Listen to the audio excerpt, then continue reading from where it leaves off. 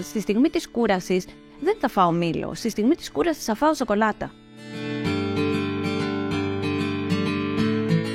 Όλοι μας έχουμε θυσμούς, έχουμε θυστικές τάσεις. Έχουμε μία αυξημένη τάση να θέλουμε να επαναλαμβάνουμε πράγματα τα οποία μας αρέσουν, τα οποία νιώθουμε ότι θα μας δώσουν περισσότερη χαρά και αυτό μας κάνει να κολλάμε. Το ίδιο συμβαίνει και με τη διατροφή. Υπάρχουν τρόφιμα τα οποία είναι περισσότερο εθιστικά. Ποια τρόφιμα είναι περισσότερο εθιστικά? Περισσότερο εθιστικά είναι αυτά τα οποία έχουν δυστυχώς πάρα πολλά πρόσθετα.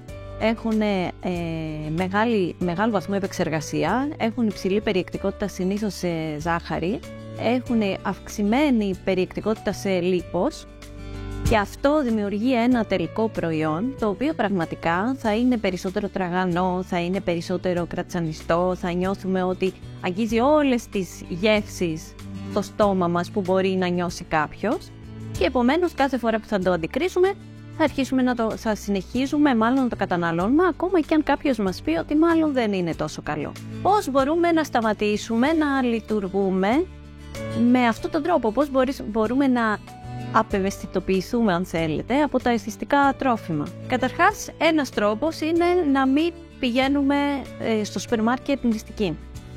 Αν δεν πηγαίνουμε νηστικοί, τότε μάλλον θα μπορέσουμε να ακούσουμε την πληροφορία που έχουμε ήδη λάβει, η οποία τι λέει ότι αυτά είναι θυστικά τρόφιμα, έχουν υπερβολική επεξεργασία, άρα δεν πρέπει να τα τρώω τόσο πολύ. Για παράδειγμα, πατατάκια, γαριδάκια, αναψυκτικά τύπου κόλλα, ροφήματα τα οποία είναι πολύ πλούσια σε ζάχαρη. Όλα αυτά είναι αρκετά εθιστικά γιατί είναι πολύ έντονα στη γεύση. Επομένως, τι θα κάνουμε? Δεν πηγαίνω νηστικός στο σούπερ μάρκετ, δεν πεινάω πάρα πολύ. Επιλέγω κάτι άλλο το οποίο δεν θα μου προκαλέσει τόσο μεγάλη εξάρτηση.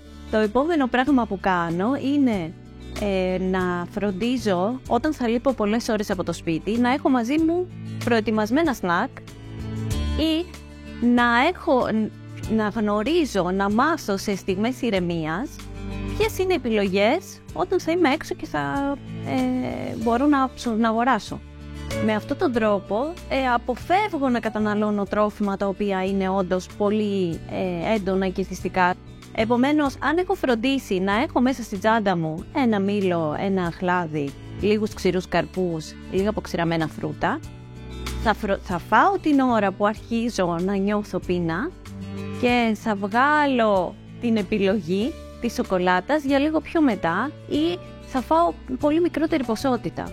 Επομένως, θα πρέπει να είμαστε αρκετά οργανωμένοι. Θα πρέπει να αρχίζουμε να εκπαιδευόμαστε για το πώς να τρώμε ισορροπημένα, για το πώς να τρώμε όσο γίνεται με λιγότερο εθιστικές τροφές και να καταναλώνουμε τρόφιμα τα οποία είναι φυσικά.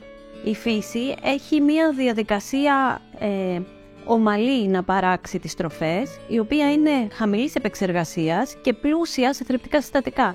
Και αυτό οφείλουμε να το προσφέρουμε στον εαυτό μας και να αποφεύγουμε τροφές οι οποίες είναι πλούσιες μόνο σε οργανοληπτικά χαρακτηριστικά.